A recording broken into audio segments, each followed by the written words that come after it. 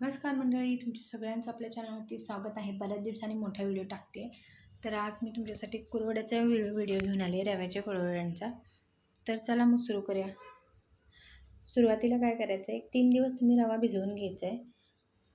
आज सोमवारी जर आता भिजवला म्हटलं तर मग बुधवारी किंवा गुरुवारी तो रवा काढायचा आणि रोजच्या रोज त्यातलं पाणी बदलत राहायचं आहे, धुवून ते. आणि नंतर मग आता तिसऱ्या दिवशी काय करायचं आहे, तर आता मी रवा किती 1.5 किलो घातला आहे त्या प्रमाणात मी आता 2.5 लिटर सुरुवातीला पाणी ठेवलं आहे. त्यातलं मी थोडंसं सुरुवातीलाच अर्धा लिटर पाणी काढून घेतले, अर्धा ते पाऊण लिटर पाणी काढून घेतले.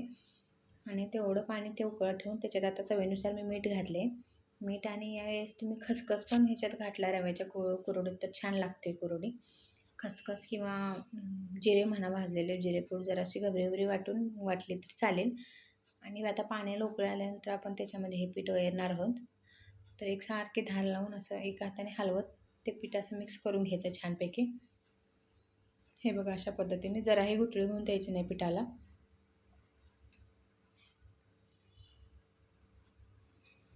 मस्त असं एका हातानं मिक्स करत राहायचं पीठ. सुरुवातीला सारखं हलवत राहायचं, जराही कंटाळा करायचा नाही. पीठ पातेल्याला खाली चिकटण्याची शक्यता असते, त्यामुळं छान असं मिक्स करत राहायचं आहे. बघा, अशा पद्धतीने सुरुवातीला खूप जास्त मेहनत घ्यावी लागते सुरुवातीला. तर छान असं पीठ एकजीव करायचे. हे बघा, आणि नंतर लागलंच तर थोडंसं एक पाण्याचा थोडासा शिंतोडा द्यायचा आहे, लागलं तर. आता हे झाकूनच असं 5-5 2-2 मिनटाची वाफ द्यायची आहे त्या पिठाला. हे बघा, आता आणखी तुम्हाला दाखवते हलवून. अजून आपलं पीठ शिजायला वेळ आहे. हे बघा, आता थोडीशी शाईन आली याच्यावरती, म्हणजे आता आपलं पीठ शिजायला चालू होणार आहे. त्यामुळे हे छान सारखं असं मिक्स करत राहायचं आहे, जेणेकरून छान अशी त्याला चकचकाकी येईल, म्हणजे ते पीठ आपलं शिजले हे कळतं. किंवा तुम्हाला आणखी एक पद्धत दाखवते. मी पाण्यात टाकायला विसरले जिरे, त्यामुळं आत्ता टाकते. तुम्ही सुरुवातीलाच टाका पाण्यामध्ये. आणि जिरे टाका, जिऱ्यापेक्षा जास्त करून तुम्ही खसखस टाकू शकता याच्यामध्ये. खसखस रव्याच्या कुरवड्याला खसखस त्यांना छान चव येते. खसखस घातल्यानंतर छान असं एकजीव करायचं आहे, मिक्स करायचं आहे व्यवस्थित.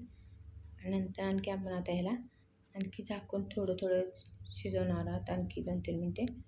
हे बघा, मस्त असं आपलं पीठ आता शिजते. जराही पातेल्याला वाढली चिटकलं नाही, काही नाही, एकदम व्यवस्थित झालेले आहे. हे बघा, जराही कुठं गुठळे वगैरे दिसते का तुम्हाला? तर अशा आपण 2-2 मिनटांनी सारखं असं हलवत राहायचं आहे पीठ, जेणेकरून ते पातेल्याला खाली चिटकणार नाही. आता तुम्हाला पीठ शिजले की नाही हे कसं ओळखायचं, तर हे दाखवते मी तुम्हाला. हे बघा, असं पीठ मिक्स करायचं व्यवस्थित. आणि आता पाण्याचा ओला हात करायचा आणि पीठ हातात घेऊन बघायचं. म्हणजे जर ते पीठ असं आपल्या हाताला चिटकलं नाही तर हे आपलं पीठ शिजलं म्हणायचं. आणि मी आता आपण याचे कुरवड्या घालून घेतलेत बघा, मस्त अशा छान अशा फुलतात पण या कुरवड्या. तुम्ही करून बघा. रेसिपी आवडल्यास व्हिडिओला लाईक, शेअर आणि चॅनलला सबस्क्राईब पण नक्की करा. हे बघा, आता मी तुम्हाला एक कुरवडी तळून दाखवते. हे बघा, मस्त असे तेलात टाकताच फुलते. तर व्हिडिओ कसा वाटला? व्हिडिओ आवडल्यास व्हिडिओ लाईक, शेअर आणि चॅनलला सबस्क्राईब करा.